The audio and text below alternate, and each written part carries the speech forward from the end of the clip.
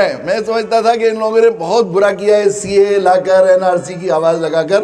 مگر اب کچھ دنوں سے تقریباً 15 دن سے مسلسل جتنے پروگراموں میں شریک ہوا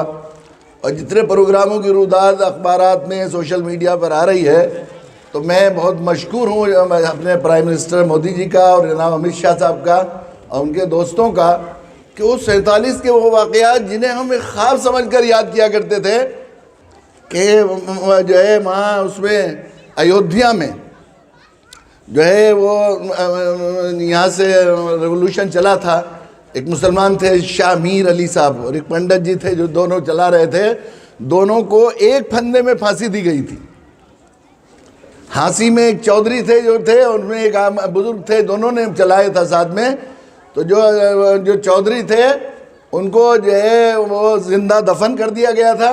اور جو بزرگ تھے ان کو زندہ چتا میں جلا دیا گیا تھا، ساتھ ایک ساتھ۔ یعنی ایسی محبتیں تھیں اور ایسا آپس میں تعلق تھا، وہ اسے خواب سمجھنے لگے تھے ہم، ایسی کمیونل فضا بنا دی تھی اور ایسا تعصب ہو گیا تھا۔ یہ اللہ کی شکر ہے کہ ان لوگوں نے آواز لگا کے این آر سی اور سی اے کی، پھر وہ 47 کی یادیں تازہ کر دی، بالکل پہلی محبتیں دیکھنے کو ملنے لگی، اور وہ جو تعصب کی فضا اور غلطی سے ہم جھانسے میں آ گئے تھے، ہندوستان کے لوگ وقتی طور پر اپنی فطرت کے خلاف اڑنے کی کوشش کر رہے تھے اور وہ ہو گیا تھا، وہ تقریباً ختم ہو گیا ہے یقیناً، کیونکہ یہ ملک محبت بھرا ہے، محبت ہی یہاں پر پلے گی پھولے گی۔ جس زمین کو جس کھیتی کے لیے بنایا جاتا ہے وہی کھیتی وہاں پنپتی ہے۔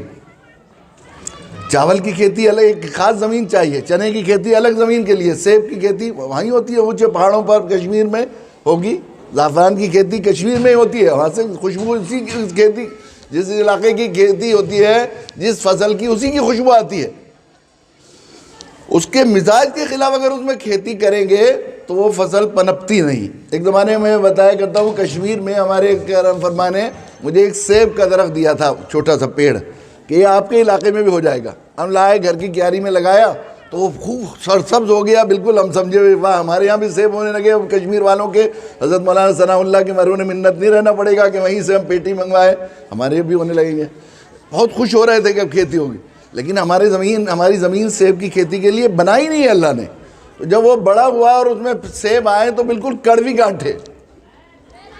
ایسے وقتی طور پر سرسب دکھنے لگی ان کی کھیتی۔ ہم نے سطح لے لی ہے نفرت کی آواز پر، تو یہ سمجھنا بالکل ذہن سے نکال دیجئے کہ اس ملک میں نفرت پھیلے گی یا نفرت کی کھیتی چل جائے گی، چلے گی نہیں۔ اب کڑوی گانٹھیں آنی شروع ہو گئی ہیں، اور جب کڑوی گانٹھیں آنی شروع ہوئی تو ہم نے کھیت سے اکھاڑ کے پھینک دیا اسے، خود ہی اب ہمارے کسی کام کا نہیں رہا ہے۔ اب اس کھیتی پر، نفرت کی کھیتی پر کڑوی گانٹھیں آنے شروع ہو گئی ہیں، اور پھر لوگ محبت کی طرف پلٹ رہے ہیں، اللہ کی شکر ہے۔